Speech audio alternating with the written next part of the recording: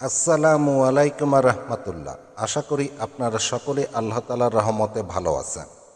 আমি আজ আলোচনা করব আজানের পর যে দোয়ায় পাওয়া যায় আল্লাহর ক্ষমা। আসুন জেনে নিই। আজানের সময় অযথা কথাবার্তা না বলে আজান শোনা ও আজানের জবাব দেওয়া অত্যন্ত ফজিলতপূর্ণ আমল। আজানের জবাব দেওয়ার পদ্ধতি হল মুয়াজ্জিন যা বলে তা বলা। শুধু হাইয়ালাস সালা হাইয়ালাস ফালা বললে এর জবাবে লা হাওলা ওয়ালা কুওয়াতা ইল্লা বিল্লাহ পড়তে হয়।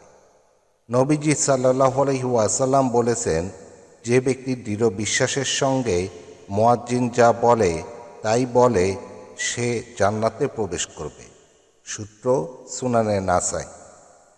বিভিন্ন হাদিসে আজানের পর দোয়া করার ফজিলত বর্ণিত হয়েছে। একটি হাদিসে এসেছে, রাসূল সাল্লাল্লাহু আলাইহি ওয়াসাল্লাম বলেছেন, আজান শুনে যে ব্যক্তি উক্ত দোয়াটি পড়ে তাকে ক্ষমা করে দেওয়া হয়। ভাই ও বোনেরা, আমি দোয়াটি ভিডিও স্ক্রিনে দিয়ে দিয়েছি, আরবিতে ও বাংলা উচ্চারণ সহ আপনারা দেখতে পাচ্ছেন। এই দোয়াটির অর্থ হল, এবং আমি সাক্ষ্য দিচ্ছি যে এক আল্লাহ ব্যতীত কোনো ইলা নাই, তার কোনো শরিক নেই। মুহাম্মদ সাল্লাল্লাহু আলাইহি ওয়াসাল্লাম তার বান্দা ও রাসূল।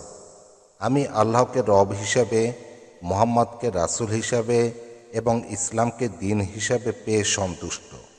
সূত্র সুনানে আবু দাউদ। এছাড়া আজানের পর অন্যান্য দোয়াও করা যায়। আজানের পর থেকে একামত পর্যন্ত সময়টুকু দোয়া কবুলের বিশেষ সময়। আনাস ইবনে মালিক রাদিয়াল্লাহু তাআলা আনহু থেকে বর্ণিত, আল্লাহর রাসূল সাল্লাল্লাহু আলাইহি ওয়াসাল্লাম বলেছেন, আজান ও ইকামতের মাঝে যে দোয়া করা হয় তা ফেরত দেওয়া হয় না। সূত্র সুনানে আবু দাউদ।